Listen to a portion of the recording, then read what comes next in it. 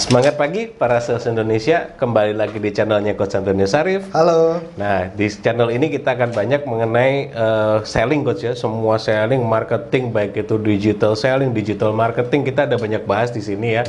Jadi mau apa aja tahap-tahap kita jadi seorang sales, apalagi sekarang lagi dibutuhin yang barunya, sales yang super Coach ya. Iya, dan virtual selling tentunya. Nah, virtual selling, Coach Sarif ini juga ada teknik baru namanya new normal selling Coach. New normal Selling.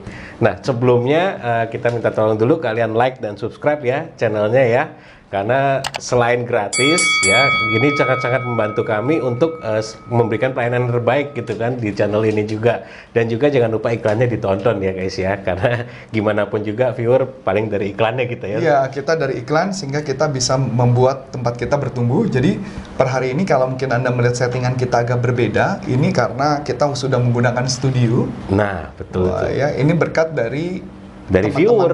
Betul. Ya, tepuk tangan dulu dong ya, Iya. tepuk tangan. Dan juga sebentar lagi juga mungkin ada beberapa sponsor yang akan juga Loh, ada itu Coach. bakal ada sponsor yang akan mensupport acara kita. Jadi semakin banyak sponsor, semakin banyak topik-topik yang akan kita bisa sajikan untuk Jadi bener-bener viewer dimanjain ya. Oh, dimanjain. Mengenai, jadi kalau kalian bingung, saya nggak bisa jadi sales, nonton channel ini nonton keluar channel jadi sales ini, super udah itu. nonton, berikan komen di sana, bertanya di sana. Mohon maaf, ada beberapa komen memang yang tidak saya komentar. Karena beberapa yang tidak komentar, kalau yang berkaitan dengan mohon maaf, yang berkaitan hal-hal yang berkaitan dengan kayak bisnis tentang jualan rokok gitu ya, berkaitan tentang peminjaman uang tanpa agunan, saya sih terus terang tidak akan pernah menjawab.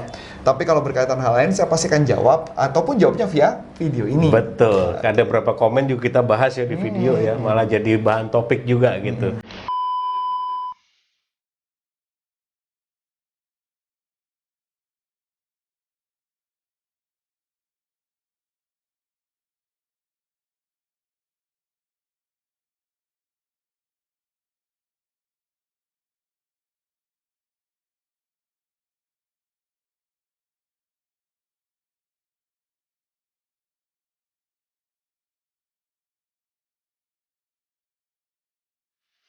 Nah, ini untuk hari ini Coach.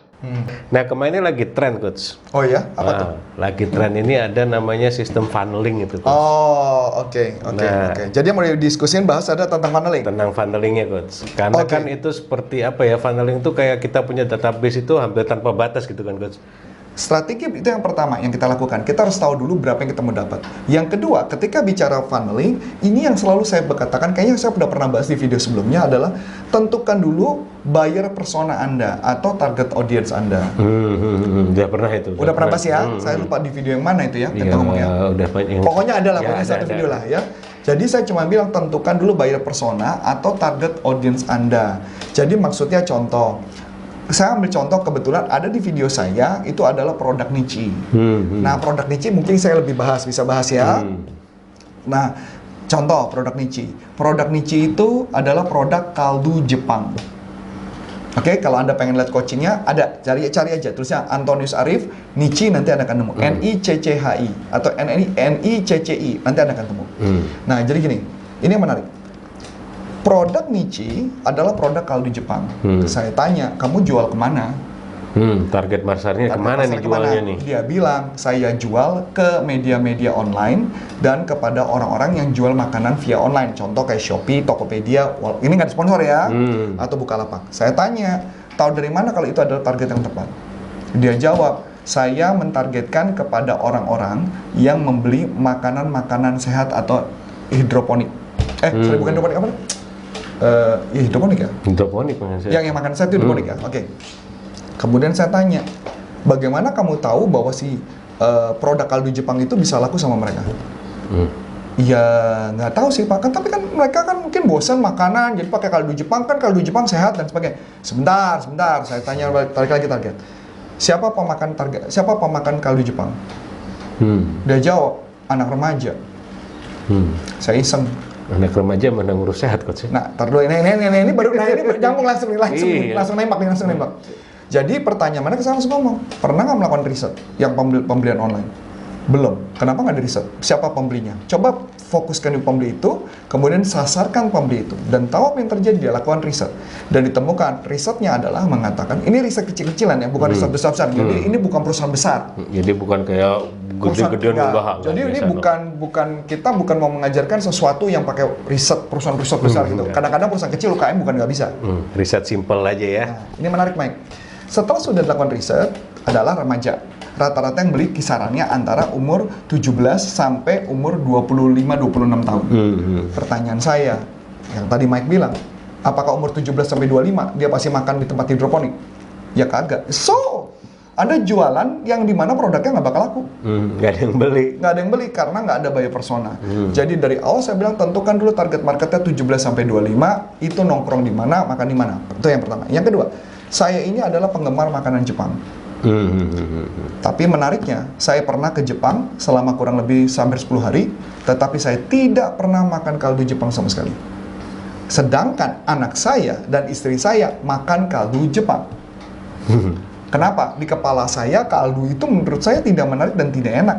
Itu di kepala saya, karena mungkin mikirin-mikiran kaldu-kaldu yang lain. Benar. Sampai suatu ketika di Indonesia, balik ke Indonesia ke Jakarta, saya makan di salah satu restoran Coko Icabanya. Ya, jadi kalau Coko Icabanya lagi nonton, tolong mau sponsoring kita boleh ya? Boleh. Apalagi makanan-makanannya gitu.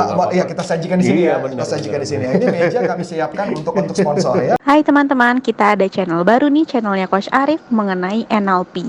Untuk teman-teman yang penasaran NLP itu apa dan kegunaannya di kehidupan sehari-hari, jangan lupa di subscribe ya di channel NLP Leadership Indonesia. Thank you. Oke, lanjut. Nah, ketika saya makan Coko Icabanya, dan ternyata saya menemukan enak banget, Mike. Jadi Jepang saya pikir tuh cuma hanya berkaitan dengan katsu-katsuan atau berkaitan sushi, dengan gitu sushi, ya. sashimi, Ramen, atau ramen atau teriyaki dan gitu. yakiniku. Ternyata ada yang namanya kaldu.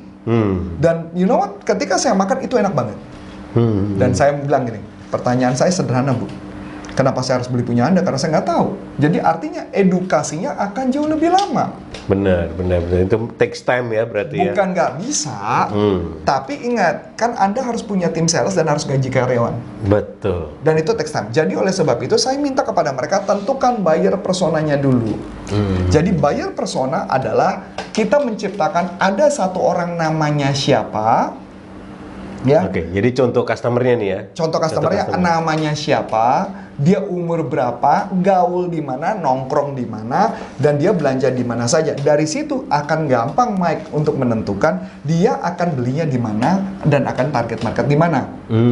Jualnya kemana? Jual kemana? Ini juga berkaitan dengan digital marketing. Digital marketing juga sama. Jangan sampai kita buang iklan di Facebook ad, di Google ad, di YouTube apa whatever dimanapun, ternyata tidak target market. Nah itu mungkin buat para sales yang merasa, gue udah ngeblast, udah ini nggak laku. Udah keluarin banyak Instagram, tapi nggak ada laku. Iya, karena target marketnya salah. Iya, followernya banyak, tapi nggak sesuai target market dia gitu kan. Exactly. Apalagi kadang-kadang follower beli. Nah. Mendingan follower nggak terlalu banyak, tapi bisa konversi jadi duit. Betul, rasionya. Wah, betul. Rasionya itu yang pengaruh. Kalau kita sales rasio ya. Betul. Lebih baik punya 100 tapi 10 orang beli terus daripada 10.000. Dan repeat 10.000 yang beli cuma 10 gitu kan. Yang lain penonton setia gitu. Jadi tugas Anda adalah tentukan dulu buyer personanya. Jadi kalau buyer persona, jadi tentukan dulu apa? Tentukan background dia apa? Dia kemudian umur berapa, laki perempuan, ya kan? Kemudian dia punya goal nggak dalam hidup tujuan dia, gitu kan? Kemudian dia punya hobi atau enggak, hobinya apa, tantangannya apa, keberatan dia apa, dan ketakutan mereka apa, itu yang menjadi buyer persona. Nah itu mungkin kesalahan sales ya, kayak dulu juga Dan awal-awal. marketing sih, bukan sales saja. Sales marketing awal-awal dulu kayak gue kayak gitu, beranggapan bahwa semua orang adalah prospek gitu. Nah iya, jadi kalau tanya mau jual ke siapa, pokoknya semua mau gue Ya, jual. semua ditawarin gitu ya. Semua ditawarin. Dan Apalagi ternyata zaman tidak di begitu. asuransi dulu nih, gue waduh semua tawarin, mau beli nggak kayak waduh. Saya terus terang terinspirasi dengan salah satu videonya dari Mas Jaya Setiabudi, dan kebetulan aku beli beberapa bukunya. Ini endorse Mas Jaya ya. Ini keren banget. Dan Anda buat yang para UKM sangat saya sarankan nonton YouTube-nya Mas Jaya Setiabudi dan bukunya beliau tentunya. Jadi di gini dia cuma mengatakan, saya cuma lupa persisnya, tapi ini perumpamaan yang disebutkan. Misalkan ada salon, ya walaupun namanya ini kita bukan samarkan, salon, tapi anggaplah karena saya lupa apa yang disebutkan, jadi Ya, kurang lebih sebut kayak saja bunga gitu. Bukan. Misalkan contoh, ada salon. Ada salon. Salon namanya Salon Bambang. Bambang punya salon ya. Oke. Salon Bambang. Nah, kemudian ada Salon Mince. Oke. Ada salon yang ketiga nih. Misalkan Salon Gladys. Oke. Oke, pertanyaan saya, Salon Bambang kepikiran lu apa, Bro? Ya, pangkas rambut pria. Pangkas rambut pria, oke. Orangnya seperti apa? Brewokan ya sih Bambang? Iya, Bambang orang ini Harley banget modelnya.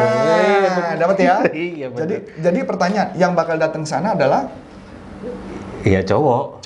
Hah? yang orang yang Ya, gondrong-gondrong breok-breok bisa gitu. bisa ya? Rocker style lah. Jadi kalau tinggal Bambangnya nanti dipakai desain atau apa gitu ya. Pertanyaan, Mince, pertanyaannya yang target audiensnya siapa? Target audiensnya biasanya ya cewek-cewek kok. Cewek-cewek yang kayak gimana? Yang modis biasanya. Nah, cakep. Cewek-cewek yang modis karena mereka punya target market sendiri kan? Bener, biasanya yang kurli-kurli gitu ke bawah gitu. Oke, good. Dapat ya? Dapet. Curly yang ke bawah. Berarti yang rambut-rambutnya kayak pirang-pirang. Betul. Yang apa kayak mode-mode penyanyi dangdut, mungkin itu ya, kayak gitu ya. Ibu-ibu juga bisa sih kayaknya. Ibu-ibu bisa ya. Nah, bisa. jadi punya target ya. Pertanyaan berikutnya. Gladys. Gladys lebih ini formal kayaknya. Lebih formal? Lebih kayak high end. Biasanya ini wedding gitu modelnya. Nah. Keluarnya di otak gitu. Nah, pertanyaan menarik. Berarti ketika menyebut sebuah merek atau menyebut sebuah brand atau ketika mau menawarkan sebuah produk itu punya marketnya masing-masing. Betul. Jadi kita nggak bisa maksain si Bambang, kita jualan ke salon wanita kan gitu. Waduh, nggak masuk di rocker curly bisa jadi sih baru ke tren baru. Ya, jadi artinya bagaimanapun juga buyer persona nggak bisa kita garap semua. Betul. Itu dulu. Jadi pelajaran yang paling penting selama ini ketika saya menjadi konsultan kepada perusahaan-perusahaan adalah tentukan dulu buyer personanya apa, dan itu adalah jualan yang paling mudah. Mungkin itu dulu topik yang hari ini ya. Ya, yang hari ini kayaknya cukup. Nanti kita habis itu kita akan ngebahas tentang jenis-jenis market. Nah, ini yang paling itu ditunggu baru target nih. sasaran kan? Betul, baru target utamanya nanti kita targetin, Coach. Oke, mungkin itu saja yang mungkin saya sampaikan. Saya cuma mengatakan ya teman-teman, jualan itu adalah sesuatu yang sebenarnya tidak sulit kalau Anda mengerti skillnya dan caranya. Dan di teknik tadi, mungkin Anda bilang, enggak lah itu nggak penting. Enggak, selama perjalanan hidup saya selama menjadi sales dan ketika menjadi konsultan, saya selalu menemukan perusahaan-perusahaan selalu problem karena mereka tidak tahu siapa target marketnya. Oleh sebab itu, semoga video ini bermanfaat dan saksikan di video berikutnya kita akan membahas tentang 3 jenis market yang masih berkaitan dengan funneling tentunya. Yes, Oke? So, kita sebut namanya, mungkin video ini adalah funneling mastery. Wah, funneling mastery itu wah keren nih langsung dari masternya. Funneling mastery ya. Oleh sebab itu, saya Coach Antoni Sarif dan Saya Michael. mengucapkan banyak terima kasih, sukses buat Anda dan sampai jumpa. Salam performance. Bye-bye.